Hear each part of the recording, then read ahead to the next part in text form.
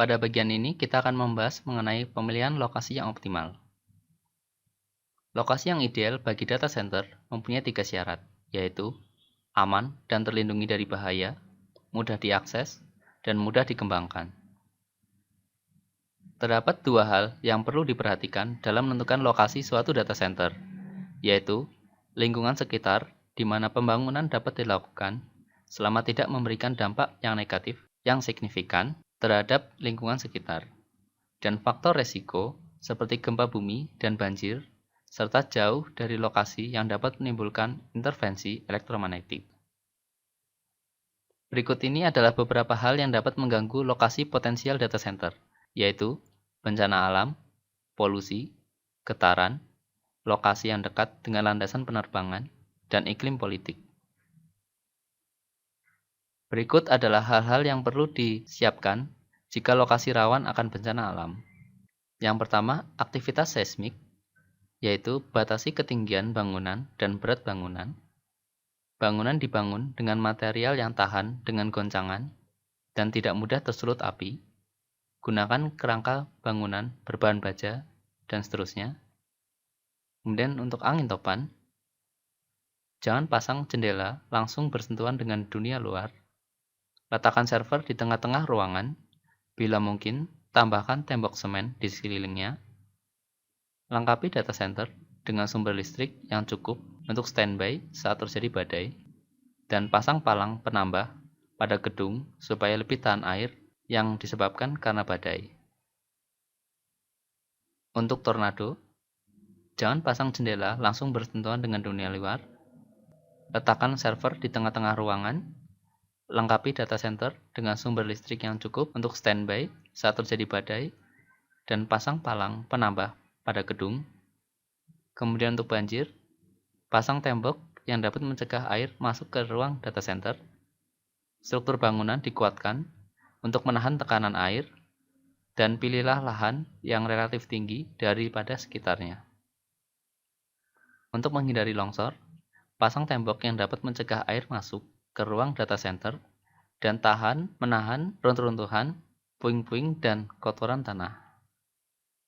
Untuk menghindari kebakaran, pasang tembok dan pintu anti-api, peralatan pendeteksi asap, dan alat pemadam kebakaran. Sebaiknya bangunan memiliki alat pengatur api pada bagian ventilasi dan AC untuk mencegah masuknya udara luar ketika terjadi kebakaran. Jauhkan barang-barang yang potensial menjadi penyebab kebakaran. Sedangkan untuk hal-hal yang perlu disiapkan jika lokasi rawan akan polusi, getaran, berdekatan dengan landasan terbang, atau memiliki iklim politik. Untuk polusi, batasi keluar masuknya udara luar yang masuk ke ruangan data center, dan penggabungan penyaring udara ke sistem AC. Untuk getaran, jauhkan data center dari sumber getaran, seperti bandara, rel kereta api, dan peralatan industri, serta ditambahkan peralatan yang dapat mengurangi getaran. Untuk yang dekat dengan landasan terbang, buat data center secara terdistribusi, sehingga mengurangi rusaknya data center akibat puing-puing pesawat yang jatuh. Untuk iklim politik, atur timeline proyek data center untuk mengantisipasi adanya delay, lengkapi dengan sumber listrik yang standby, perkuat dinding agar tahan terhadap ledakan, beri perlindungan terhadap pintu keluar dan infrastruktur yang penting seperti generator, beri pagar di sekeliling area bangunan.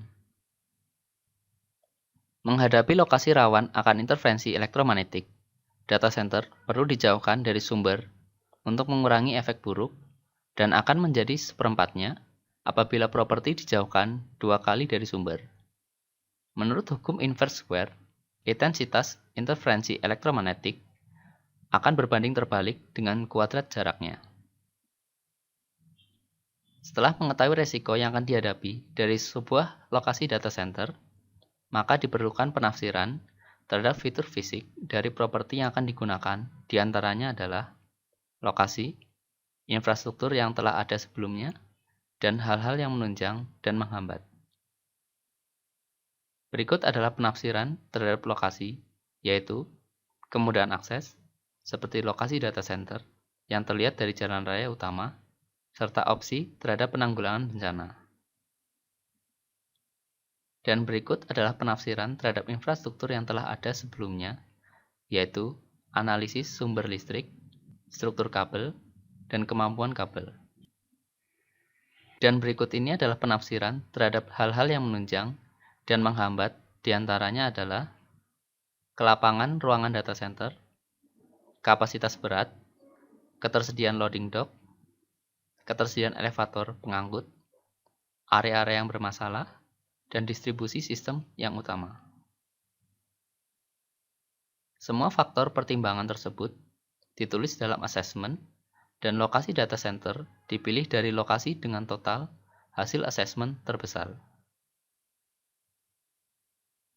Terdapat 3 tahapan dalam melakukan proyek data center, yaitu planning dan budgeting yang terdiri dari capacity plan, site assessment, coupling power cooling, dan floor plan, deployment, dan upgrading.